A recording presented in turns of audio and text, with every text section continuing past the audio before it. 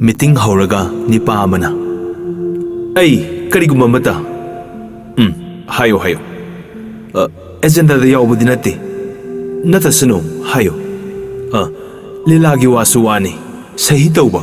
Matam Sana Dilaktaba. Lakpiraro Haiduna, Lakpikijabadiamani. Masimata Lepnasine. Amanamo. Tolo Pibadinatabana. Kanana, Dandi Tarugadage. Quite Tabak Haiba Simaktabu, a singactani. Dandi Budi, Kanana Tarugadage. Maminka Kadabani. To ene. Midi, Kakpiro Haibane. Adudi, Temzabatarine. Temzabani. Tawayaoba, isin now a quitanabu, Sababu Kisabani. Kanana su, Tabak win a canby ponate. Asumbagactani. Mayamdo, Tumintamin Lane. Amanamu Makatare. Adudi, Lupa sagging out the canbadi, isina, Hoina Tragamai Haiba, Yatanga Sibu, Nagnadana, Karam the Sabatin Gadagi. Aduna, Kiama Suta Didana, Akoya sa. Nipa Haiba Sidi, Housing Ama Haiba, Horelama Haiba, Mawa Lepa Haiba Sidi, the Pidanata Wedabani. Karina, Zaban Soragadi, Nipana Yegadabani. Adudi, Kariwane Haibage. Adum Hainabadai, Mete Masadi. Madu, Mete Zat Masak Naiba, Zatki Wanida. Ya Boribungo. Kariyo Redagi. Paisapang Moirabadi, Dandi Dorabasu Yagani. Kompak Nanielabasu, Tagani. Lupa Humta Talap Pangbada, Ubro. Amana. Madudi, Ikaibu Wanina. Madu Hairabadi, Wasi, Ikai Kairene. Kairabasu, Adumangaire. Nipa Amana. Wasi, Masakran ba Nanasida. Masahi the Watapusan Birkanu. Lamyam Nasili. Iroi Batari. Amana. I coidi, Tabakyam Nasili. It house it Laduna, Haizeribani. Silabadi, Lembiki Bayagani. Oh, Nang Naibu, Tanbangam bro. Nang Ma Hainuda, Wangang Bada, Wase, Hireda. He Barado. He the Badi. Hide. He hide Hainaduna, Aniasi Hogotuna, Makut Painerakle. Mayam Hogotuna comes in the day. Miam tin Bahaiba Sidi, Waraktaba Masakayani. Masadi Kangbide. Mayam Maduna Kanghowi. Migi Masak Zatigi Gun. Imung Manungi Bebar Pauba, Asumna, Songtore. Secretary Sina Kamzele. Karilila Tausige Haina, Makatana, Kanaba Hokre. Samazik Pamba Kayawi. Itihasik Pamba, Pauranik Pambana, Kayamani.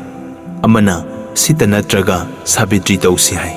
Amana, Pauranik Haibadu, Wadi, Lai Mawama Pauni, Lai Dalan, Amagumbanida, Hai. Secretary Sina Sandidas Toningi. Amana, Secretary Babu, Asumba, Akangba Haiba, Babu Quini, Kanglaba Warini, Wari Wina, Asumna Tamsiba, Pauranik Zat Asilera Badi, Samasik Pamiba, Achumbani, Aikoisu, Pamida. Asumna Haina, Mayam, Wawa Tauri, Masigi, Pungmuk Nainari. Secretary Sina, Mama Yasida, Asumna Tarai. Hairiba Bumbasi, Loina Sumbangactani. Aikoina, Zati Sigi Manungda, the Hermagi Maridasu, Rasnetiki dasu, Hekleriba Makai, Makai Kudingda, Hosiki, Sana Mani Muktagumna, Kanarabangakta, Utpayaba, Kut Haibada, Panma Makai, Tana Laribani, Larek Lazadini, Aikoinasu, Izaba Hizadi, Ibigene Haina, Asato Biba Misu, Lady, Kanagumbagi Samazik Ani Labor Sinadi, Satung Chatung Musunatido. Aduga, Handak Aina Haizariba, Sandidas Haidiba Sidi, Maite Samasa Sigi, Maram Karale. Mayamna, Kari Maram Labagi, Aduma, Amuktung Tazaningi da Haire. Secretarina, Kari Tidok Punati, Tamdi Tamsilu, Officina Bayaba Dinata, Mangi Singiamna Kainaridana. Maram Masi, Sandidas Sangi, Hainare. Wari Uina, Saurakna Linare.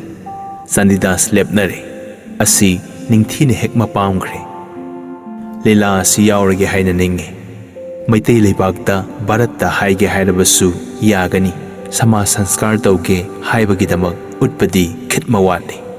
Maitei leibakta drama partina sengum sawugum leinaba si kananasu sanskar gi asa taunadi haiba yai. Adumakpu kunjona handak yauriba party asidi ꯑꯁꯥ ꯈꯔ ꯂꯩꯅ ꯎꯏ꯫ ꯀꯨꯟꯖꯣꯅ ꯆꯟꯗꯤꯗꯥꯁꯀꯤ part ꯂꯧꯔꯦ꯫ Rehearsal ꯆꯠꯄꯗ ꯆꯌꯣꯜ ꯊꯥ ꯑꯁꯨꯝ ꯑꯣꯏꯔꯛꯑꯦ꯫ ꯍꯟꯗꯛꯇꯤ ꯀꯨꯟꯖꯣ ꯑꯁꯤ ꯊꯦꯡꯅꯁꯨ ꯂꯥꯛꯏ, ꯂꯥꯛꯇꯕꯁꯨ ꯂꯩ, ꯊꯋꯥꯏ ꯌꯥꯎꯕ꯭ꯔꯥ ꯍꯥꯏꯕꯁꯨ ꯅꯠꯇꯦ꯫ ꯂꯤꯂꯥ ꯇꯝꯕꯗ ꯁꯨꯝꯅ ꯇꯧꯏ꯫ ꯉꯁꯤ ꯐꯨꯜ ꯔꯤꯍꯔꯁꯦꯜ ꯅꯨꯃꯤꯠꯅꯤ꯫ ꯃꯤ ꯄꯨꯝꯕ ꯇꯤꯜꯂꯦ, ꯀꯨꯟꯖꯣ ꯂꯥꯛꯇꯔꯦ꯫ ꯃꯌꯨꯝꯗ ꯃꯤ ꯄꯨꯝꯕꯗ ꯍꯪꯕꯗ ꯂꯩꯇꯦ ꯎꯗꯦ ꯍꯥꯏꯔꯦ꯫ ꯖꯥꯃꯤꯅꯤ ꯀꯨꯟꯖꯣꯒꯤꯗꯃꯛ ꯍꯣꯜꯗ ꯂꯥꯛꯏ꯫ ꯃꯍꯧꯁꯥ ꯊꯦꯡꯕꯗꯒꯤ ꯉꯁꯤꯗꯤ ꯅꯣꯡꯌꯥꯏ ꯐꯥꯎꯕ ꯂꯥꯛꯇꯔꯦ꯫ ꯃꯥꯒꯤ ꯑꯣꯐꯤꯁ ꯁꯦꯇꯤꯡ ꯇꯧꯕ ꯅꯤꯄꯥ ꯑꯗꯨꯕꯨ ꯑꯗꯨꯝ ꯇꯧꯍꯜꯂꯣ ꯍꯥꯏꯅꯔꯦ꯫ ꯃꯌꯥꯝ ꯁꯥꯎꯅꯕ ꯑꯁꯤ ꯖꯥꯃꯤꯅꯤꯁꯨ ꯎꯔꯦ꯫ ꯖꯥꯃꯤꯅꯤ ꯊꯤꯌꯦꯇꯔ ꯍꯣꯜꯗꯒꯤ ꯊꯣꯔꯛꯏ꯫ ꯄꯨꯡ ꯃꯈꯥꯏꯃꯨꯛ ꯇꯥꯕꯗ ꯕ꯭ꯔꯍ꯭ꯃꯥ ꯔꯣꯗꯇ ꯃꯈꯥꯔꯣꯝꯗꯒꯤ ꯒꯥꯔꯤ ꯑꯃ ꯂꯥꯛꯏ꯫ ꯃꯤꯅꯤꯠ ꯃꯈꯥꯏ ꯑꯃꯔꯣꯝ ꯂꯦꯞꯂꯝꯂꯒ ꯆꯠꯈꯤ꯫ ꯂꯝꯕꯤ ꯃꯁꯥꯅꯤ꯫ ꯍꯣꯜꯒꯤ ꯊꯣꯡꯒꯥꯟꯗꯒꯤ ꯖꯥꯃꯤꯅꯤꯅ ꯎꯔꯦ꯫ ꯅꯤꯄꯥ ꯑꯃ ꯃꯉꯣꯟꯗ ꯆꯪꯁꯤꯜꯂꯛꯏ꯫ ꯒꯥꯔꯤ ꯑꯁꯤꯃꯛꯇꯗꯒꯤ ꯀꯨꯝꯊꯍꯧꯕꯅꯤ ꯍꯥꯏꯕꯗꯤ ꯃꯝꯗꯨꯅ ꯎꯍꯧꯗꯦ꯫ ꯅꯛꯁꯤꯜꯂꯛꯄꯗ ꯖꯥꯃꯤꯅꯤꯅ "ꯅꯪ ꯀꯗꯥꯏ ꯆꯠꯂꯨꯏ?" ꯀꯨꯟꯖꯣ ꯁ꯭ꯋꯥꯏ ꯂꯥꯎꯏ꯫ ꯄꯥꯛ ꯈꯨꯝꯕ ꯉꯝꯗꯦ꯫ "ꯀꯗꯥꯏ ꯆꯠꯂꯨꯕꯒꯦ ꯍꯥꯏꯕꯅꯤ?" "ꯀꯩꯁꯨ ꯆꯠꯇꯦ." ꯑꯁꯨꯝꯅ ꯍꯥꯏꯔꯝꯂꯒ ꯀꯨꯟꯖꯣ ꯑꯁꯤ ꯍꯣꯜꯂꯣꯝꯗ ꯆꯪꯈ꯭ꯔꯦ꯫ ꯍꯣꯜ ꯑꯗꯨꯒꯤ ꯃꯤ ꯑꯇꯩ ꯑꯃꯠꯇ ꯀꯨꯟꯖꯣꯕꯨ ꯀꯧꯔꯝꯗꯦ꯫ ꯁꯦꯀ꯭ꯔꯦꯇꯔꯤ ꯑꯗꯨꯅ "ꯀꯔꯤꯅꯣ ꯏꯕꯨꯡꯉꯣ, ꯅꯪꯗꯤ ꯑꯗꯨꯝ ꯍꯧꯅꯕ꯭ꯔꯣ?" ꯑꯁꯨꯝꯅ ꯉꯥꯡꯕ ꯍꯧꯔꯛꯏ꯫ ꯑꯁꯤꯒꯨꯝꯕ ꯃꯇꯝ ꯑꯁꯤꯗ ꯉꯥꯡꯊꯣꯛꯄꯤꯔꯛꯄ ꯍꯥꯏꯕ ꯑꯁꯤ ꯃꯃꯥ ꯆꯥꯃꯅ ꯃꯨꯟꯅꯖꯔꯕ ꯃꯆꯥꯒꯨꯝꯅ ꯀꯨꯟꯖꯣꯗ ꯊꯣꯛꯏ꯫ ꯃꯌꯥꯝ ꯑꯗꯨ ꯀꯨꯟꯖꯣ ꯃꯥꯕꯨ ꯁꯥꯎꯔꯝꯕ ꯇꯣꯛꯇꯨꯅ ꯁꯦꯀ꯭ꯔꯦꯇꯔꯤ ꯑꯗꯨꯕꯨ ꯃꯨꯁꯨꯛ ꯃꯨꯁꯨꯛ ꯉꯥꯡꯅꯩ꯫ ꯃꯁꯤ ꯁꯦꯀ꯭ꯔꯦꯇꯔꯤ ꯑꯁꯤꯅ ꯈꯪꯗꯕ ꯅꯠꯇꯦ꯫ ꯅꯨꯄꯤ ꯂꯩꯇꯦ, ꯅꯨꯄꯥ ꯂꯩꯇꯦ, ꯑꯍꯟ ꯑꯉꯥꯡ ꯅꯥꯏꯗꯦ, ꯖꯨꯠ ꯆꯥꯕ ꯃꯤ ꯑꯃꯒꯤ ꯃꯃꯜ ꯍꯥꯏꯕ ꯑꯗꯨ ꯀꯌꯥ ꯌꯥꯝꯕꯒꯦ ꯍꯥꯏꯕ ꯑꯁꯤꯗꯤ ꯒꯨꯟ ꯂꯩꯕ ꯃꯤꯇꯅ ꯈꯪꯏ꯫ ꯑꯗꯨꯅ ꯀꯨꯟꯖꯣꯕꯨ ꯆꯩꯕꯅꯤ꯫ ꯔꯤꯍꯔꯁꯦꯜ ꯃꯥꯁꯇꯔ ꯑꯗꯨꯅ ꯁꯦꯀ꯭ꯔꯦꯇꯔꯤ ꯑꯁꯤꯅ ꯈꯨꯖꯤꯟꯅ ꯁꯤꯛꯇꯨꯅ ꯂꯣꯏꯒꯗꯕ ꯁꯤꯟ ꯑꯅꯤꯇ ꯉꯥꯏꯔꯕ ꯔꯤꯍꯔꯁꯦꯜ ꯃꯥꯁꯇꯔꯅ ꯀꯨꯟꯖꯣꯕꯨ ꯁ꯭ꯇꯦꯖꯇ ꯀꯧꯊꯣꯛꯂꯦ꯫ ꯑꯣꯐꯤꯁꯦꯠ ꯇꯧꯔꯝꯕ ꯅꯤꯄꯥ ꯑꯗꯨꯗꯤ ꯁꯤꯔꯒꯦ ꯍꯥꯏꯅ ꯆꯟꯗꯤꯗꯥꯁꯀꯤ ꯑꯦꯛꯇꯤꯡ ꯇꯧꯔꯤ꯫ ꯀꯨꯟꯖꯣꯒ ꯆꯞ ꯃꯥꯟꯅꯅ ꯂꯦꯞꯃꯤꯟꯅꯔꯦ꯫ ꯑꯃꯗꯨꯗꯤ ꯑꯦꯛꯇꯤꯡ ꯇꯧꯔꯤ, ꯃꯥꯗꯤ ꯇꯨꯃꯤꯟ ꯂꯩꯔꯦ꯫ ꯔꯤꯍꯔꯁꯦꯜ ꯃꯥꯁꯇꯔ ꯑꯗꯨꯅ "ꯀꯔꯤꯒꯤꯅꯣ ꯇꯨꯃꯤꯟ ꯂꯩꯊꯣꯛꯂꯤꯕꯗꯤ? ꯄ꯭ꯔꯣꯝ ꯑꯗꯨ ꯂꯧꯅꯦ, ꯀꯩꯅꯣ ꯅꯪꯕꯣ?" ꯑꯃꯗꯨꯒ ꯆꯞ ꯃꯥꯟꯅꯅ ꯑꯦꯛꯇꯤꯡ ꯇꯧꯃꯤꯟꯅꯔꯦ꯫ ꯀꯅꯥ ꯑꯃꯠꯇ ꯋꯥ ꯉꯥꯡꯅꯗꯦ꯫ ꯁꯦꯀ꯭ꯔꯦꯇꯔꯤ ꯑꯗꯨꯅ "ꯀꯔꯤꯅꯣ ꯇꯧꯔꯤꯕꯗꯨꯕꯣ ꯃꯥꯁꯇꯔ?" ꯍꯥꯏꯔꯛꯄꯗ ꯑꯣꯐꯤꯁꯦꯠ ꯇꯧꯔꯝꯕ ꯅꯤꯄꯥ ꯑꯗꯨ ꯃꯐꯤ ꯀꯟꯗꯨꯅ ꯊꯣꯛꯈ꯭ꯔꯦ꯫ ꯀꯨꯟꯖꯣꯅ ꯃꯤꯅꯤꯠ ꯑꯅꯤꯔꯣꯝ ꯑꯦꯛꯇꯤꯡ ꯇꯧꯔꯕꯗ ꯃꯌꯥꯝ ꯑꯗꯨ ꯀꯨꯟꯖꯣꯔꯣꯝꯗ ꯃꯃꯥꯏ ꯑꯣꯟꯁꯤꯜꯂꯛꯏ꯫ ꯍꯥꯟꯅꯗꯤ ꯃꯃꯥꯏ ꯑꯃꯠꯇ ꯑꯣꯟꯁꯤꯟꯅꯔꯝꯗꯦ꯫ ꯃꯤꯅꯤꯠ ꯑꯅꯤ ꯑꯁꯤꯗ ꯇꯧꯕ ꯑꯦꯛꯇꯤꯡ ꯑꯗꯨ ꯏꯀꯥꯏꯕ ꯑꯃꯁꯨꯡ ꯅꯨꯡꯉꯥꯏꯇꯕꯒ ꯂꯣꯏꯅꯅ ꯇꯧꯕꯅꯤ꯫ ꯃꯌꯥꯝꯗꯨꯅ ꯃꯥꯕꯨ ꯅꯨꯡꯉꯥꯏꯔꯝꯗꯕ ꯑꯗꯨ ꯀꯣꯛꯅꯈ꯭ꯔꯦ꯫ ꯃꯁꯤꯗ ꯄꯦꯟꯗ꯭ꯔꯤꯕꯗꯤ ꯑꯣꯐꯤꯁꯦꯠ ꯇꯧꯔꯝꯕ ꯅꯤꯄꯥ ꯑꯗꯨꯗ ꯃꯉꯥꯏꯔꯦ꯫ ꯉꯁꯥꯏ ꯀꯨꯟꯖꯣ ꯂꯥꯛꯇ꯭ꯔꯤꯉꯩꯗ ꯔꯤꯍꯔꯁꯦꯜ ꯃꯥꯁꯇꯔ ꯑꯃꯁꯨꯡ ꯁꯦꯀ꯭ꯔꯦꯇꯔꯤꯗ ꯅꯠꯇꯅ ꯄꯨꯝꯅꯃꯛꯅ ꯃꯥꯕꯨ ꯁꯥꯔꯣ ꯍꯥꯏꯅꯔꯦ꯫ ꯑꯗꯨꯅ ꯃꯥꯗꯤ ꯀꯨꯟꯖꯣ ꯂꯥꯛꯇꯕꯇ ꯂꯥꯏ ꯈꯨꯔꯨꯝꯗꯨꯅ ꯂꯩꯔꯕꯅꯤ꯫ ꯑꯁꯤꯗ ꯅꯨꯡꯉꯥꯏꯇꯔꯦ꯫ ꯁꯤꯟ ꯑꯅꯤ ꯑꯁꯤ ꯍꯦꯛ ꯂꯣꯏꯕꯒ ꯃꯌꯥꯝꯅ ꯀꯨꯟꯖꯣꯕꯨ ꯂꯛꯅꯔꯛꯂꯦ꯫ "ꯆꯥꯟꯗꯤ ꯊꯥꯀꯨꯔꯕꯨ ꯉꯁꯤ ꯀꯔꯣꯝꯗ ꯄꯨꯖꯥ ꯂꯦꯡꯕꯤꯔꯨꯕꯅꯣ?" ꯍꯥꯏꯅ ꯍꯧꯔꯛꯏ꯫ "ꯏꯊꯦꯡ ꯊꯦꯡꯅ ꯂꯥꯛꯑꯒ ꯅꯨꯡꯊꯤꯟꯗꯒꯤ ꯋꯥꯔꯛꯄꯁꯤꯡ ꯑꯗꯨꯒ ꯑꯃꯠꯇ ꯑꯣꯏꯈ꯭ꯔꯦ." ꯃꯃꯩꯗ ꯃꯥꯅ ꯍꯌꯦꯡꯗꯤ ꯈꯔ ꯉꯟꯅ ꯇꯤꯟꯅꯕ ꯐꯕ ꯇꯥꯔꯦ ꯍꯥꯏꯅ ꯍꯨꯀꯨꯝꯗꯨꯝ ꯇꯧꯔꯛꯂꯦ꯫ ꯃꯥꯒꯤ ꯃꯇꯧ ꯑꯗꯨ ꯎꯔꯒ ꯁꯦꯀ꯭ꯔꯦꯇꯔꯤꯒ ꯔꯤꯍꯔꯁꯦꯜ ꯃꯥꯁꯇꯔꯒ ꯃꯤꯠ ꯈꯟꯅꯗꯨꯅ ꯃꯥꯕꯨ ꯎꯍꯟꯗꯅ ꯅꯣꯛꯏ꯫ ꯆꯍꯤ 11-12 ꯁꯨꯔꯕꯤ ꯅꯨꯄꯤ ꯑꯃ ꯂꯤꯂꯥ ꯌꯥꯎꯔꯤ꯫ ꯇꯥꯈ꯭ꯔꯕꯗꯤ ꯀꯥꯎꯕ ꯂꯩꯇꯦ꯫ ꯑꯔꯣꯟꯕ ꯋꯥꯁꯤ ꯇꯥꯔꯒ ꯈꯥꯝꯕ ꯅꯪꯍꯧꯗꯦ꯫ ꯍꯥꯏꯗꯣꯔꯛꯄ ꯃꯇꯥ ꯑꯃꯅꯤ꯫ ꯀꯨꯟꯖꯣꯗ ꯌꯦꯡꯂꯝꯂꯒ ꯃꯌꯥꯝ ꯑꯗꯨꯗ ꯍꯥꯏꯗꯣꯛꯂꯒꯦ ꯍꯥꯏꯅ ꯂꯥꯎꯔꯦ꯫ ꯀꯅꯥ ꯑꯃꯠꯇ ꯈꯨꯝꯗꯦ꯫ ꯀꯨꯟꯖꯣꯅ "ꯏꯕꯦꯝꯃ ꯍꯥꯏꯗꯣꯛꯀꯅꯨ, ꯀꯣꯝꯂꯥ ꯂꯩꯕꯤꯒꯦ ꯍꯣꯔꯦꯟ ꯁꯨꯝ ꯊꯣꯛꯈꯤꯕꯗ."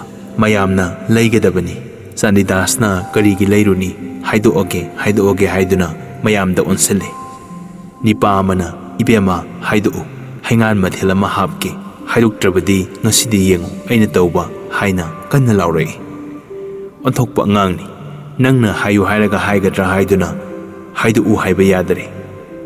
ꯍꯥꯏꯗꯣꯛꯇꯕꯕꯨꯗꯤ ꯍꯥꯏꯗꯣꯛꯄꯅ ꯐꯔꯝꯃꯤ꯫ ꯑꯗꯨꯝ ꯎꯅꯔꯦ꯫ ꯅꯨꯄꯤ ꯃꯆꯥ ꯑꯗꯨꯗꯤ ꯃꯤꯆꯪ ꯑꯅꯤꯅ ꯋꯥꯅꯣꯝꯕ ꯆꯪꯕ ꯃꯤꯒꯨꯝꯅ ꯋꯥꯔꯨꯗꯅ ꯀꯨꯟꯖꯣꯒꯤ ꯀꯝꯂꯥ ꯆꯥꯔꯦ꯫ ꯄꯟꯐꯝ ꯊꯣꯛꯄꯗꯤ ꯁꯝꯗꯠꯄ ꯑꯃ ꯂꯩꯔꯦ꯫ ꯃꯇꯝ ꯐꯅ ꯀꯥꯟꯅꯈ꯭ꯔꯦ꯫ ꯖꯍꯦꯔꯥꯒꯤꯗ ꯀꯨꯟꯖꯣꯅ ꯆꯠꯄ ꯑꯁꯤ ꯀꯔꯝꯅ ꯇꯧꯕ ꯃꯆꯠꯇ ꯆꯠꯄꯒꯦ? ꯑꯍꯜ ꯑꯃ ꯊꯦꯡꯅꯩ ꯍꯥꯏꯕꯗꯤ ꯃꯍꯥꯏꯔꯦ꯫ ꯍꯧꯖꯤꯛ ꯀꯔꯝ ꯇꯧꯔꯤꯕꯒꯦ? ꯇꯣꯝꯕꯤ ꯕꯤꯕꯤꯒꯤ ꯃꯩꯇꯩ ꯃꯇꯥ ꯑꯁꯤꯅ ꯊꯕꯛ ꯑꯁꯤꯗ ꯍꯧꯖꯤꯛ ꯐꯥꯎꯕ ꯇꯧꯔꯒꯦ ꯍꯥꯏꯕꯗꯤ ꯌꯥꯗꯦ, ꯑꯗꯨꯅ ꯀꯔꯤ ꯇꯧꯔꯕꯒꯦ ꯍꯥꯏꯕꯗꯤ ꯑꯩꯕꯨ ꯎꯅꯕ ꯂꯥꯛꯄꯗ ꯑꯉꯥꯡꯁꯤꯕꯨ ꯃꯤ ꯈꯔꯅꯗꯤ ꯃꯎꯔꯅꯤ, ꯃꯤꯑꯣꯏꯕ ꯍꯥꯏꯕꯁꯤꯗꯤ ꯃꯤꯋꯥ ꯃꯄꯥꯎ ꯉꯥꯡꯅꯕꯅ ꯃꯄꯥꯡꯒꯜꯅꯤ, ꯃꯥꯅ ꯁꯛ ꯈꯪꯗꯅꯕ ꯐꯅ ꯍꯣꯠꯅꯗꯨꯅꯁꯨ ꯄꯥꯡꯒꯟ ꯀꯥꯡꯕꯨꯅ ꯖꯍꯦꯔꯥ ꯊꯤꯟꯕ ꯂꯥꯛꯄ ꯅꯨꯃꯤꯠ ꯑꯗꯨꯗ ꯃꯨꯟꯅ ꯃꯥꯕꯨ ꯈꯪꯍꯧꯔꯦ ꯍꯥꯏ꯫ ꯃꯇꯧ ꯀꯔꯝꯅ ꯑꯉꯥꯡ ꯑꯁꯤꯕꯨ ꯀꯟꯁꯤꯕ ꯍꯥꯏꯕ ꯑꯁꯤꯃ ꯀꯟꯅ ꯈꯜꯂꯤ꯫ ꯍꯥꯏꯅ ꯇꯣꯝꯕꯤ ꯕꯤꯕꯤ ꯊꯧꯕꯥꯜ ꯃꯥꯝꯃ ꯑꯍꯜ ꯀꯨꯟꯖꯣꯒꯤ ꯄꯥꯎ ꯑꯁꯤ ꯃꯃꯥꯅ ꯃꯁꯥ ꯑꯣꯏꯅ ꯇꯥꯟꯅꯔꯛꯂꯤ꯫ ꯑꯁꯨꯛ ꯆꯥꯎꯅ ꯍꯥꯏꯔꯨꯗ꯭ꯔꯕꯁꯨ ꯃꯩꯇꯩ ꯅꯨꯄꯤ ꯑꯃꯅ ꯃꯍꯥꯃꯗꯟꯗ ꯑꯣꯡꯕ ꯇꯥꯔꯦ ꯍꯥꯏꯕ ꯇꯥꯔꯕꯗ ꯃꯩꯇꯩ ꯅꯨꯄꯤꯕꯨ ꯀꯔꯝꯅ ꯄꯥꯡꯒꯟꯗ ꯑꯣꯡꯒꯗꯒꯦ? ꯃꯥꯡꯉꯗꯅ ꯍꯥꯏꯗꯨꯅ ꯌꯥꯔꯕꯗꯤ ꯊꯣꯛꯍꯟꯒꯅꯨꯁꯤ ꯍꯥꯏꯅ ꯊꯋꯥꯏ ꯈꯨꯕꯥꯛꯇ ꯍꯥꯞꯇꯨꯅ ꯍꯣꯠꯅꯕ ꯑꯁꯤ ꯃꯍꯥꯃꯗꯟꯁꯤꯡꯅ ꯇꯧꯕ ꯎꯗꯦ꯫ ꯃꯗꯨꯒꯤ ꯑꯣꯟꯅ ꯇꯩꯅꯕ ꯃꯩꯇꯩꯗ ꯎꯏ꯫ ꯃꯩꯇꯩ ꯅꯨꯄꯤ ꯄꯥꯡꯒꯟꯗ ꯑꯣꯡꯕ, ꯄꯥꯡꯒꯟ ꯅꯨꯄꯤꯅ ꯃꯩꯇꯩꯗ ꯑꯣꯡꯕ ꯑꯁꯤ ꯂꯨꯍꯣꯡꯗ꯭ꯔꯤꯕ ꯅꯨꯄꯤ ꯑꯃꯠꯇꯗ ꯑꯩꯈꯣꯏ ꯎꯕ ꯐꯪꯗ꯭ꯔꯤ꯫ ꯖꯍꯦꯔꯥꯗꯤ ꯂꯩꯁꯥꯕꯤꯅꯤ, ꯑꯐ ꯐꯠꯇ ꯑꯅꯤꯒꯤ ꯃꯔꯛꯇ ꯂꯩꯔꯦ꯫ ꯀꯨꯟꯖꯣꯅ ꯊꯧꯕꯥꯜꯗ ꯂꯥꯛꯏ ꯍꯥꯏꯕꯁꯤ ꯇꯥꯕꯗ ꯃꯅꯦꯝꯁꯤꯡ ꯃꯃꯥ ꯑꯁꯤꯅ ꯋꯥꯕꯗꯒꯤ ꯖꯍꯦꯔꯥ ꯏꯇꯣꯞ ꯇꯣꯞꯅ ꯋꯥꯈ꯭ꯔꯦ꯫ ꯃꯨꯈꯤ, ꯖꯥꯃꯤꯅꯤ, ꯒꯣꯄꯥꯜ ꯈꯣꯏꯅ ꯋꯥꯕꯗꯒꯤ ꯖꯍꯦꯔꯥꯅ ꯀꯨꯟꯖꯣꯒꯤꯗꯃꯛ ꯁꯔꯨꯛ ꯆꯥꯝꯃ ꯍꯦꯟꯅ ꯋꯥꯈ꯭ꯔꯦ꯫ ꯖꯍꯦꯔꯥ ꯂꯩꯐꯝ ꯈꯪꯗꯦ꯫ ꯖꯍꯦꯔꯥꯕꯨ ꯃꯥꯒꯤ ꯖꯥꯇꯤꯒꯤ ꯃꯅꯨꯡꯗ ꯊꯥꯖꯕ ꯌꯥꯒꯅꯤ ꯍꯥꯏꯕ ꯃꯥꯝꯃ ꯑꯍꯜ ꯃꯃꯥ ꯑꯅꯤ ꯑꯁꯤꯗꯤ ꯃꯪꯃꯛꯇꯁꯨ ꯃꯪꯗꯦ꯫ ꯅꯨꯄꯤꯕꯨ ꯊꯥꯖꯗꯕ ꯌꯥꯕꯔꯥ, ꯃꯥꯅ ꯌꯥꯗꯦ ꯍꯥꯏꯗꯨꯅ ꯇꯣꯛꯀꯗ꯭ꯔꯥ ꯍꯥꯏꯕꯁꯤ ꯃꯌꯥꯝ ꯋꯥꯍꯩꯅꯤ, ꯆꯠꯅꯕ꯫ ꯖꯍꯦꯔꯥꯕꯨ ꯈꯪꯕ ꯃꯤ ꯑꯅꯤꯅ ꯈꯟꯕꯗꯤ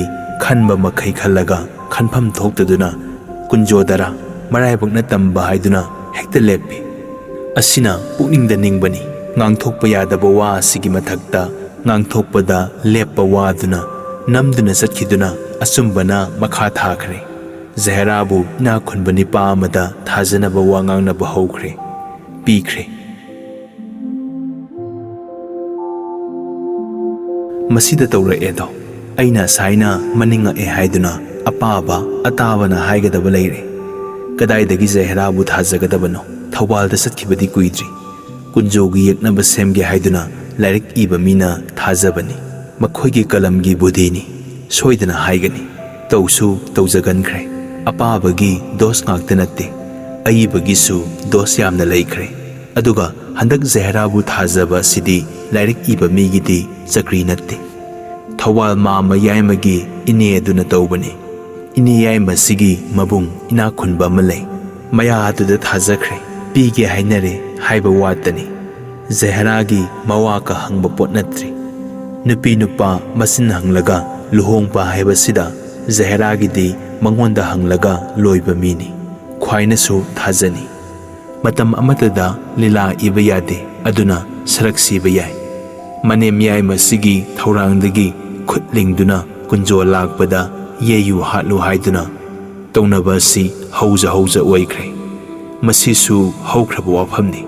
ꯃꯁꯤꯒꯤ ꯋꯥꯐꯝ ꯑꯁꯤ ꯑꯍꯜ ꯑꯁꯤꯅ ꯇꯥꯔꯛꯇꯨꯅ ꯅꯣꯡꯃ ꯊꯧꯕꯥꯜ ꯃꯥꯝꯃ ꯑꯁꯤꯅ ꯌꯦꯡꯕꯗ ꯑꯁꯦꯡꯕ ꯌꯩꯒꯗꯕꯒꯤ ꯇꯧꯕ ꯑꯁꯤꯃꯛ ꯊꯦꯡꯅꯔꯨꯔꯦ꯫ ꯃꯁꯤ ꯐꯨꯜ ꯔꯤꯍꯥꯔꯁꯦꯜ ꯆꯠꯄꯗ ꯀꯨꯟꯖꯣ ꯈꯣꯡꯅ ꯂꯥꯛꯏ ꯍꯥꯏꯈꯤꯕ ꯅꯨꯃꯤꯠ ꯑꯗꯨꯅꯤ꯫ ꯃꯥꯝꯃ ꯑꯍꯜ ꯑꯁꯤꯅ ꯑꯩꯒꯤ ꯅꯨꯡꯁꯤꯕ ꯃꯩꯇꯩ ꯃꯆꯥꯅꯤ, ꯃꯥꯒꯤ ꯃꯇꯨ ꯑꯃꯇꯪ ꯇꯦꯛꯄꯗ ꯄꯥꯡꯒꯟ ꯇꯨꯝꯅ ꯍꯥꯠꯀꯅꯤ ꯍꯥꯏꯗꯨꯅ ꯙꯝꯀꯥ ꯇꯧꯔꯦ꯫ ꯊꯧꯕꯥꯜ ꯃꯥꯝꯃꯗꯤ ꯍꯦꯟꯅ ꯇꯧꯕ ꯉꯝꯕ ꯅꯤꯄꯥꯅꯤ꯫ ꯄꯥꯎ ꯄꯨꯝꯅꯃꯛ ꯑꯁꯤ ꯃꯅꯦꯝ ꯌꯥꯏꯃꯗ ꯂꯣꯏꯅ ꯊꯨꯡꯏ꯫ ꯃꯥꯝꯃ ꯌꯥꯏꯃꯗ ꯌꯧꯏ, ꯃꯅꯦꯝ ꯑꯍꯟꯗ ꯌꯧꯏ, ꯍꯟꯖꯤꯜꯂꯛꯇꯨꯅ ꯃꯥꯝꯃ ꯑꯍꯟꯗꯁꯨ ꯌꯧꯏ꯫ ꯃꯥꯝꯃ ꯑꯍꯜ, ꯃꯥꯝꯃ ꯌꯥꯏꯃ ꯑꯅꯤ ꯑꯁꯤꯁꯨ ꯅꯣꯡꯃ ꯋꯥꯐꯝ ꯑꯁꯤ ꯈꯔ ꯋꯥꯍꯩꯒꯤ ꯃꯈꯩ ꯈꯦꯠꯅꯩ꯫ ꯑꯉꯥꯡꯅ ꯕꯦꯕꯥꯔ ꯀꯥꯏꯕ ꯉꯝꯕ ꯃꯤ ꯅꯠꯇꯦ꯫ ꯅꯪꯒꯤ ꯅꯊꯧ ꯄꯥꯡꯊꯣꯛꯅꯕ ꯍꯣꯠꯅꯖꯧ, ꯃꯤꯒꯤ ꯃꯆꯥꯕꯨ ꯇꯥꯊꯤꯔꯒ ꯏꯆꯥ ꯏꯃꯧꯒꯤ ꯕꯗꯅꯥꯝ ꯑꯣꯏ ꯍꯥꯏꯕ ꯈꯪꯗꯕ꯭ꯔꯥ? ꯑꯁꯤꯃꯛꯄꯨ ꯍꯧꯅꯕ꯭ꯔꯥ ꯍꯥꯏꯗꯨꯅ ꯃꯌꯥꯝ ꯑꯁꯤ ꯎꯠꯁꯥꯅ ꯍꯥꯏꯈꯤ꯫ ꯀꯅꯥ ꯑꯃꯠꯇꯅ ꯈꯨꯝꯕ ꯉꯝꯈꯤꯗꯦ, ꯄꯨꯛꯅꯤꯡꯗꯤ ꯇꯤꯟꯅꯗꯔꯦ꯫ ꯑꯁꯤꯒꯨꯝꯕ ꯋꯥꯐꯝ ꯑꯃꯃꯝ ꯇꯥꯟꯅꯔꯨꯔꯒ ꯇꯣꯝꯕꯤ ꯕꯤꯕꯤꯅ ꯋꯥꯈꯤꯕ ꯖꯍꯦꯔꯥ ꯂꯩꯐꯝ ꯈꯪꯗꯦ꯫ ꯂꯟꯒꯤ ꯃꯄꯨꯗꯤ ꯂꯟꯕꯨ ꯉꯥꯛꯄꯗ ꯋꯥꯕ ꯍꯧꯅꯩ, ꯑꯋꯥꯕ ꯑꯗꯨ ꯈꯥꯡꯕꯁꯨ ꯍꯧꯅꯕꯅꯤ꯫ ꯂꯟꯕꯨ ꯄꯥꯝꯗꯕ ꯂꯩꯕ ꯍꯧꯅꯗꯕꯅꯤꯅ ꯃꯤꯒꯤꯗꯤ ꯃꯐꯝ ꯈꯨꯗꯤꯡꯗ ꯌꯦꯛꯅꯕ ꯉꯥꯛꯇꯅꯤ꯫ ꯅꯤꯡꯉꯣꯜ ꯑꯃ ꯑꯣꯏꯅ ꯂꯩꯔꯕꯅꯤꯅ ꯄꯤꯕꯥ ꯄꯣꯛꯄ ꯀꯌꯥ ꯁꯃꯥꯟ ꯂꯦꯡꯃꯥꯟꯅꯕ nupa nupi kalakpasu sanabasu awatpa leite kunjogi yeknaba saubana kalamgi budhi natte bidhatana sembani asumna matam kaya hokre Jahera gi maitei mama adu ngasi amuk lae tombi bibi leite Jahera na magi mangol aduda mora ama thajare ima lengsin bira uhaiduna phami manem Yaima adu magi mangolda phi sari sangkiba uhodare maitei mama adusu sumang mangonda angang mari manga sanari nungthil sairakni lamtagi mamai nungthil tumba nungairakpa matamni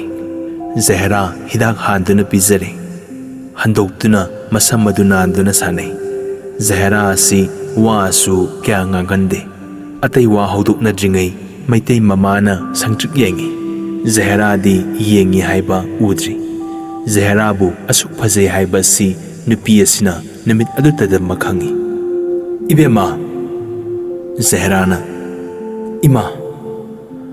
imana nahal mi amagi wa matam khibadai nisingibra ima mangengana ibema karam tawsige Jahera khumdi ingangai karino hairiba sibu haiba wakhal tawi nupi asina nangna mi asigi wafam asi aingonda sengna wari saningde haiba ima khangi imana thoina hena ngana ningdabani maduna sadi ima nangna natti hairaga hekta nattaba natte mani natti haiba imana khangi karina imana ahanina phare nangna thajage thajau thajadre to madu aigi ithau natte nangi na sarukni aigi damak nangbu yabiu haiba wasu natte nangi damakta aina waduna taktaba yajaduna takke haibani nangna nabuk sengdabanina aisu nangonda sandokna ngangningdare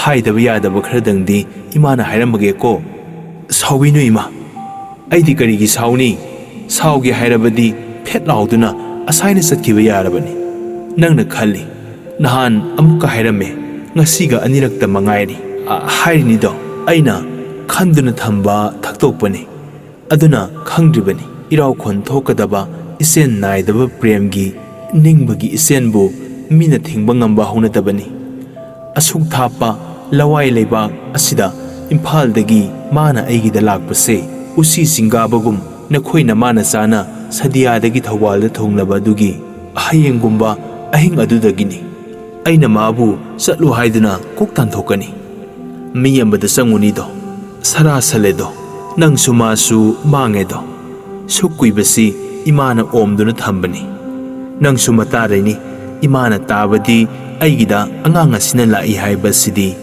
nangi mama sing nama khoina su tare hainadum tare imadi handakti imana kanduna thamba ngamba matang ama thoktare nangna khanjanari ngaida nangsu mahabadnam oigadawri aduga migi masa asisu mangba tari pangan mayam sangduna thawai phawba hatkidra adusu khangdrene do matang asida Jahera asi swai lawi Jahera di thajabadi asai nama khoisu tare haibu wa asi haikibaduda loina khrabani Jahera gi mamai adu langsalakli nupi asina hozik ngaksa sujana duna kanaba matam natte tawsinanu kari no ima haibiri basibo kari haibiri bano se masa khangbra yengu asi haiduna rumal leirong lon ba mapire Jahera pibagi lawbo oina lawi yengo munna yengo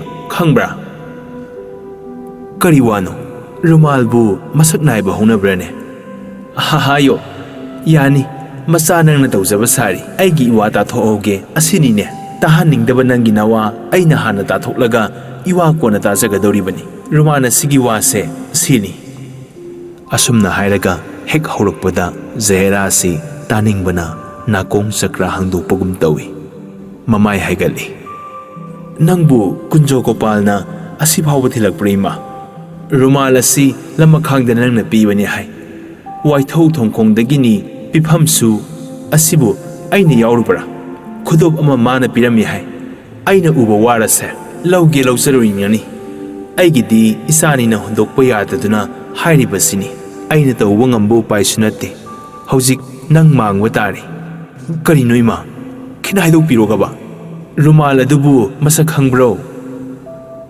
ꯈꯪꯉꯤ ꯏꯌꯥ ꯅꯪꯅ ꯈꯪꯉꯤ ꯍꯥꯏꯔꯒ ꯍꯦꯛ ꯃꯌꯥꯕ꯭ꯔꯥ ꯀꯔꯤ ꯍꯥꯏꯅ ꯆꯨꯝꯃꯤꯕ ꯖꯍꯦꯔꯥ ꯃꯆꯤꯟꯕꯥꯟ ꯀꯥꯡꯇꯛ ꯇꯧꯗꯨꯅ ꯅꯣꯛꯐꯦꯠ ꯇꯧꯏ ꯌꯦꯡꯉꯨꯅꯦꯁꯦ ꯅꯣꯛꯄꯁꯨ ꯆꯪꯉꯤꯅꯦ ꯀꯔꯝꯅ ꯆꯨꯝꯃꯤꯕꯅꯣ ꯍꯥꯏꯌꯨ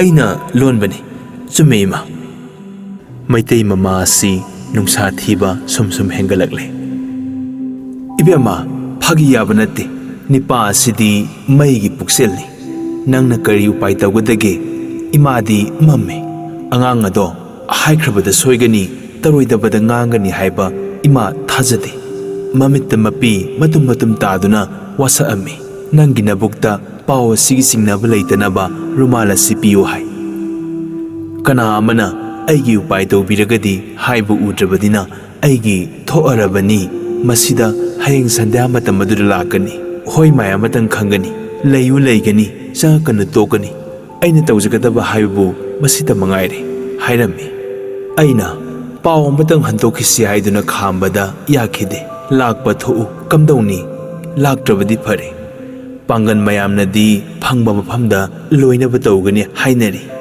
ꯅꯍꯥꯛ ꯊꯛꯀꯤ ꯃꯤꯒꯤ ꯃꯆꯥ ꯑꯁꯤꯃ ꯃꯊ꯭ꯋꯥꯏ ꯃꯥꯡꯉꯕꯗꯤ ꯑꯁꯨꯝꯅ ꯍꯥꯏꯗꯨꯅ ꯉꯥꯡꯊꯔꯛꯏ ꯖꯍꯦꯔꯥ ꯁ꯭ꯋꯥꯏ ꯂꯥꯎꯏ ꯀꯣꯛꯆꯥꯎꯕꯤ ꯀꯥꯔꯦ ꯆꯨꯕꯥꯗ ꯍꯨꯃꯥꯡ ꯀꯥꯔꯦ ꯅꯥꯀꯣꯡ ꯑꯅꯤ ꯌꯪ ꯂꯥꯎꯏ ꯋꯥ ꯉꯥꯡꯕ ꯊꯣꯛꯇꯦ ꯇꯨꯃꯤꯟ ꯂꯩꯈ꯭ꯔꯦ ꯖꯍꯦꯔꯥ ꯈꯨꯝꯗꯦ ꯃꯃꯥ ꯑꯁꯤꯅ ꯃꯥꯅ ꯑꯃꯁꯨ ꯍꯥꯏꯔꯝꯃꯤ ꯊꯕꯛ ꯑꯁꯤꯗ ꯃꯇꯦꯡ ꯄꯥꯡꯕꯤꯅꯕ ꯃꯤ ꯑꯁꯤ ꯐꯪꯉꯔꯣꯏ ꯍꯥꯏꯕ ꯎꯔꯦ ꯏꯃꯥꯕꯨ ꯑꯩ ꯁꯥꯎꯖꯗꯦ ꯖꯍꯦꯔꯥꯅ ꯏꯝꯐꯥꯜꯗ ꯂꯩꯔꯤꯉꯩꯗꯒꯤ ꯒꯣꯄꯥꯜ ꯀꯧꯕ ꯑꯃ ꯏꯕꯦꯝꯆꯥ ꯀꯧꯏ ꯍꯥꯏ ꯅꯨꯄꯤ ꯑꯃꯒꯁꯨ ꯊꯕꯛ ꯑꯁꯤꯗ ꯑꯍꯥꯟꯕ ꯌꯥꯎꯕꯤꯔꯝꯃꯤ ꯑꯩꯒꯤ ꯃꯤ ꯐꯪꯉꯣꯏ ꯍꯥꯏ ꯇꯧꯕꯗꯤ ꯏꯃꯥꯅꯅꯦ ꯍꯥꯏꯅ ꯅꯪꯅ ꯍꯥꯏꯕ ꯌꯥꯔꯦ ꯀꯔꯤꯒꯤꯅꯣ ꯍꯥꯏꯕꯕꯨ ꯅꯪꯉꯣꯟꯗ ꯈꯔ ꯌꯧ ꯄꯥꯎ ꯈꯔ ꯍꯟꯗꯣꯛ ꯑꯁꯨꯝꯅ ꯇꯧꯔꯝꯂꯕꯗꯤ ꯃꯥꯒꯤ ꯂꯥꯏꯕꯛ ꯌꯦꯡꯕ ꯊꯕꯛ ꯑꯁꯤ ꯊꯣꯛꯇꯕ ꯌꯥꯔꯝꯃꯤ ꯍꯧꯖꯤꯛꯄꯨ ꯀꯔꯝ ꯊꯤꯡꯁꯤ ꯍꯥꯏꯕꯒꯦ ꯑꯩꯗꯤ ꯈꯪꯗꯔꯦ ꯖꯍꯦꯔꯥ ꯁꯨꯈꯨꯝ ꯈꯨꯝꯈꯤꯗꯔꯦ ꯆꯨꯝꯅꯗ ꯈꯨꯝꯗꯕ ꯅꯠꯇꯅ ꯒ꯭ꯌꯥꯟ ꯃꯥꯡꯕꯒꯨꯝꯕ ꯐꯤꯚꯝ ꯑꯃ ꯃꯃꯥ ꯑꯁꯤꯅ ꯎꯔꯦ ꯃꯃꯥꯅ ꯏꯕꯦꯝꯃ ꯍꯥꯏꯗꯨꯅ ꯑꯃꯨꯛ ꯀꯧꯕꯗ ꯏꯃꯥ ꯅꯤꯄꯥ ꯑꯣꯏꯕꯒꯤ ꯅꯤꯡꯉꯛꯄ ꯑꯃ ꯄꯉꯥꯡꯗ ꯉꯥꯡꯊꯣꯛꯄ ꯍꯥꯏꯕꯗꯨꯅꯤ ꯏꯕꯦꯝꯃ ꯍꯥꯏꯍꯩꯗꯦ ꯅꯤꯄꯥ ꯍꯥꯏꯕꯁꯤꯗꯤ ꯅꯪꯒꯤ ꯑꯩꯒꯤ ꯄꯨꯛꯆꯦꯜ ꯑꯁꯤ ꯅꯠꯇꯦ ꯅꯃꯥꯗ ꯍꯥꯏꯍꯧꯁꯤ ꯍꯥꯏꯕ꯭ꯔꯣ ꯃꯈꯥ ꯇꯥꯕꯗꯨꯗ ꯖꯍꯦꯔꯥ ꯑꯃꯨꯛ ꯈꯨꯝꯈꯤꯗꯔꯦ ꯖꯍꯦꯔꯥ ꯑꯁꯤ ꯃꯔꯨ ꯈꯨꯝꯈꯤꯗꯔꯦ ꯏꯕꯦꯝꯃ ꯍꯥꯏꯗꯨꯅ ꯑꯍꯨꯝꯂꯛ ꯀꯧꯏ ꯑꯗꯨꯁꯨ ꯈꯨꯝꯗꯦ ꯃꯃꯥꯅ ꯍꯧꯒꯠꯇꯨꯅ ꯃꯁꯥ ꯄꯥꯛ ꯄꯥꯏꯔꯒ ꯏꯕꯦꯝꯃ ꯏꯃꯥ ꯅꯪ ꯀꯔꯤ ꯍꯥꯏꯕꯒꯦꯅꯦ ꯀꯔꯤꯕꯨ ꯏꯃꯥ ꯇꯥꯍꯧꯁꯤꯔ ꯍꯥꯏꯕꯅꯤ ꯀꯅꯥꯗ ꯑꯣ ꯅꯪ ꯇꯨꯝꯃꯨꯔꯕ꯭ꯔꯥ ꯑꯁꯨꯝꯅ ꯍꯥꯏꯔꯒ ꯃꯃꯥ ꯑꯁꯤ ꯉꯥꯏꯍꯥꯛ ꯇꯨꯃꯤꯟ ꯂꯩꯔꯔꯦ ꯁꯦ ꯏꯃꯥꯅ ꯍꯥꯏꯕꯗꯤꯅꯦ ꯅꯪꯒꯤ ꯅꯕꯨꯛꯇ ꯀꯔꯤ ꯂꯩꯕꯒꯦ ꯍꯥꯏꯗꯨꯅ ꯍꯪꯕꯅꯤ ꯀꯔꯤ ꯂꯩꯕ ꯄꯣꯠꯅꯣ ꯅꯪꯅ ꯎꯄꯥꯏ ꯉꯝꯃꯔꯣꯏꯗꯕꯨ ꯑꯣꯏꯔꯕꯗꯤ ꯏꯃꯥ ꯇꯧꯅꯤ ꯀꯩꯁꯨ ꯀꯤꯔꯨꯅꯨ ꯅꯃꯥꯗ ꯇꯥꯛꯊꯣꯛꯍꯧꯁꯤꯔꯅꯦ ꯇꯥꯛꯄꯤꯔꯨꯅꯣ ꯍꯣꯔꯦꯟ ꯀꯣꯛ ꯍꯦꯛ ꯂꯥꯛꯑꯕꯗꯤ ꯂꯥꯛꯑꯣꯏ ꯍꯧꯅꯕ꯭ꯔꯅꯦ ꯃꯤꯒꯤ ꯃꯌꯨꯝꯗꯕꯨ ꯉꯥꯎꯕꯁꯨ ꯅꯠꯇꯅ ꯍꯣꯏꯅꯦ ꯑꯗꯨ ꯂꯥꯛꯑꯕꯗꯤ ꯂꯥꯛꯑꯣꯏ ꯅꯪꯅ ꯍꯥꯏꯔꯒ ꯍꯦꯛ ꯃꯌꯥꯕ꯭ꯔꯣ ꯀꯔꯝꯅ ꯈꯪꯉꯤꯕ ꯀꯔꯤꯒꯤ ꯉꯥꯎꯔꯣꯏ ꯀꯔꯤꯒꯤ ꯂꯥꯛꯑꯣꯏ ꯅꯃꯤꯠ ꯄꯥꯡꯅ ꯇꯥꯗ꯭ꯔꯕ ꯅꯪꯅꯁꯨ ꯅꯤꯄꯥꯒꯤ ꯄꯨꯛꯆꯦꯟꯕꯨ ꯅꯪꯒꯨꯝꯕꯔꯣ ꯏꯁꯨꯝ ꯆꯨꯝꯗꯅ ꯂꯥꯛꯑꯕꯗꯤ ꯅꯪ ꯀꯔꯤ ꯍꯥꯏꯔꯨꯅꯤ ꯆꯪꯉꯛꯇ꯭ꯔꯕꯗꯤ ꯐꯔꯦ ꯑꯁꯨꯝꯅ ꯍꯥꯏꯅꯔꯤꯉꯩ ꯑꯁꯤꯗ ꯇꯣꯝꯕꯤ ꯕꯤꯕꯤ ꯀꯣꯛ ꯂꯥꯛꯑꯦ ꯑꯩꯃ ꯏꯇꯥ ꯅꯪ ꯀꯗꯥꯏ ꯆꯠꯂꯨꯔꯤꯕ ꯅꯃꯥꯒꯤ ꯍꯤꯗꯥꯛ ꯍꯥꯜꯂꯕ꯭ꯔꯥ ꯖꯍꯦ ꯊꯛꯑꯦ ꯑꯁꯨꯝꯅ ꯍꯥꯏꯅꯗꯨꯅ ꯑꯍꯜ ꯑꯅꯤ ꯑꯁꯤ ꯀꯧꯅꯔꯦ ꯃꯩꯇꯩ ꯅꯨꯄꯤ ꯑꯗꯨꯅ ꯏꯪꯒꯤꯠ ꯇꯧꯔꯝꯕꯔꯥ ꯑꯅꯤꯁꯤ ꯃꯈꯥ ꯊꯪꯕ ꯁꯝꯕꯜ ꯍꯩꯅꯧ ꯃꯆꯥ ꯑꯃꯒꯤ ꯃꯈꯣꯡꯗ ꯋꯥ ꯉꯥꯡꯅ ꯃꯥꯜꯂꯦ ꯂꯦꯞꯄꯤ ꯖꯍꯦꯔꯥꯗꯤ ꯃꯥꯡꯒꯣꯜꯂꯣꯝꯗ ꯂꯦꯞꯇꯨꯅ ꯑꯗꯨꯝ ꯂꯩꯍꯧꯔꯦ ꯔꯨꯃꯥꯜ ꯑꯗꯨ ꯃꯈꯨꯠꯇ ꯄꯪꯌꯦꯠꯇ ꯌꯦꯠꯁꯜꯂꯤ ꯃꯃꯥꯅ ꯆꯥꯛ ꯊꯣꯡꯉꯨꯔꯣ ꯍꯥꯏꯗꯨꯅ ꯂꯥꯎꯔꯛꯏ ꯆꯥꯛ ꯊꯣꯡꯅꯕ ꯊꯧꯔꯥꯡ ꯇꯧꯈ꯭ꯔꯦ ꯏꯔꯨꯖꯔꯨꯕꯒꯤ ꯃꯐꯤ ꯑꯗꯨꯃꯛꯇ ꯐꯧꯐꯝ ꯈꯪꯗꯔꯦ ꯃꯩꯇꯩ ꯃꯃꯥ ꯆꯠꯈ꯭ꯔꯕꯗ ꯃꯃꯥ ꯃꯆꯥ ꯆꯥꯛ ꯆꯥꯕ ꯂꯣꯏꯈ꯭ꯔꯦ Jahera sakhum amani huklaga tokle. Mamana, Nangbu, Ibema, nasangam dabrane. Karisu dawdi. Mama adu kaithenda satkadabagi phi loina bohotnari. Jahera di phamung changduna laikre. Thoina warakna ruba naidabi, haiba inbi masani. Masabu kari thiruba laiti. Phana kuirabada mamana. Ibema, ima kaithenda satke. Phi asi yontho udrabadi karimata tawningai laiti. Haugatlo. Asi hairamlaga mama asi satkre. Jaherana phamungda tumbara kari tawribano haibadi mama asi khangjade. Numit tarae. Jahera khangprek khangi. Haugatle. Koichat chatli. Koiru yengi.